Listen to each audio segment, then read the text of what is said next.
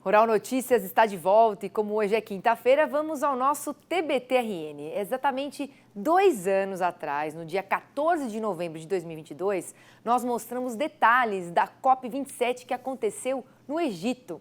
Na época, o ministro do Meio Ambiente do governo de Jair Bolsonaro era Joaquim Leite. Ele comentou qual era o tema mais relevante para o Brasil naquele encontro. Vamos lembrar e atualizar?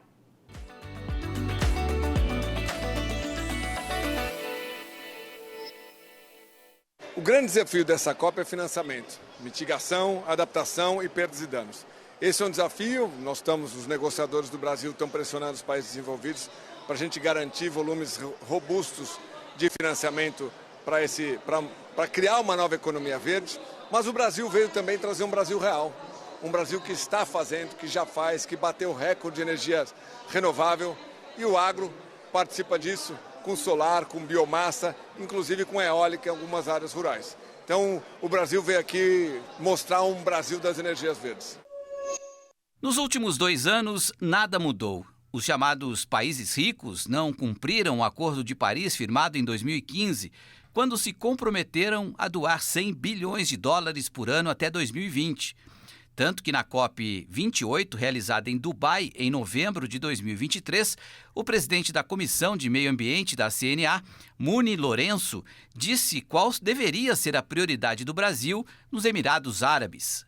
Um outro ponto que nós esperamos que haja avanços na COP28 é a questão do financiamento climático, né? Os países desenvolvidos que historicamente tiveram uma contribuição muito grande para a mudança climática a partir do seu desenvolvimento industrial, precisam efetivar as promessas ocorridas no passado em COPs, como em Copenhague, em 2009, de um aporte de 100 bilhões de dólares anualmente. Isso precisa se concretizar para que países em desenvolvimento como o Brasil possa avançar ainda mais em ações, políticas públicas de redução de emissões de gases de efeito estufa.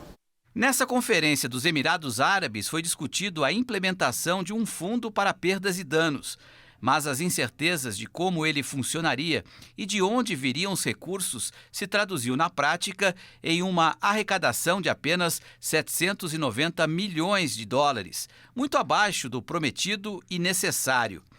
Agora na COP29 em Baku, no Azerbaijão, adivinhe qual é a prioridade do Brasil.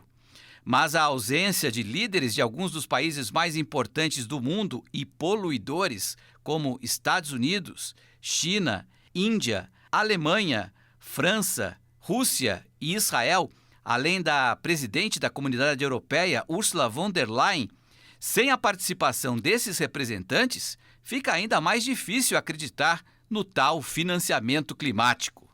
Essa ausência ela não é injustificada, tem vários pontos que trazem explicação para isso, mas a gente pode destacar aqui principalmente a pressão interna que esses países vêm sofrendo. Eles têm tido um crescimento econômico muito abaixo do esperado, com grande inflação, desemprego, mas principalmente por causa dos grandes gastos realizados com a pandemia e agora com as guerras. Eles são grandes investidores das guerras. Então, esses recursos acabam concorrendo com os recursos que iriam para os fundos e fica difícil justificar com a população esse investimento. Também são alegados fatores ligados à falta de transparência dos fundos, que ainda não tem regras muito claras, e também as regras internas. A gente pode fazer um paralelo disso com o Brasil, que vem estabelecendo seus compromissos, mas que de fato não tem uma legislação adequada aqui no Brasil. A gente está há anos discutindo no Congresso uma legislação que regulamente, por exemplo, o mercado de carbono. Soma-se a isso a grande dificuldade de previsão de longo prazo para os países mais ricos, e a gente pode ver isso claramente agora com o exemplo dos Estados Unidos, com a eleição do Trump, que tem compromissos completamente diferentes, tanto econômicos e sociais e climáticos, do governo atual. Então a gente não sabe aonde que isso vai dar, então fica muito difícil estabelecer esses compromissos e garantir o financiamento para os fundos. Mas a COP ainda tem uma semana, vamos ver aí onde é que vai dar.